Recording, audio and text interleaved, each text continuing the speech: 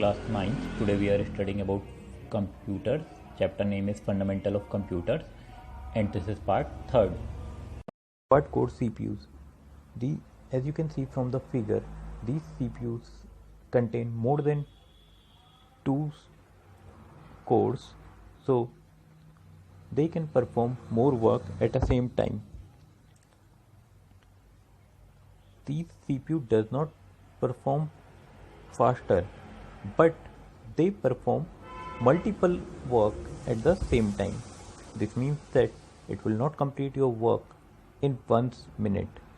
If a process takes 2 minutes, it will take the complete 2 minutes. But in these 2 minutes, you can perform multiple processes, like you can play song, search in the internet, and at the same time you can perform your typing.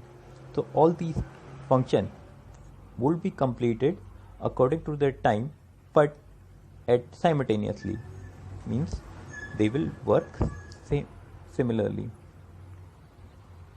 Now we will look at some of the innovations done in multi-core processor. The multi-core processors are generally of two types: digital signature process and system on a chip. These are based on the process. If the cores are integrated in a single chip, then they are called system on a chip. Otherwise, if they are manufactured in different ICs, they are called digital signature processors. Now we will talk about some of the advantages of multi-core processor. Multi-core processors are generally used by the persons who require more than n to work, means the persons who work on multiple things simultaneously.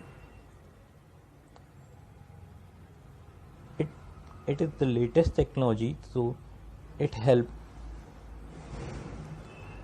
to get the it has a high cache memory as compared to other processors, so it does not generally get hang. Now we will talk about the disadvantages of quad core processor. It require many adjustments to be made. Moreover, it uses a lot of resource at the same time, which may sometimes make it warm as compared to other processors. As you can see from the figure, these CPU contain more than 2 layered core processors.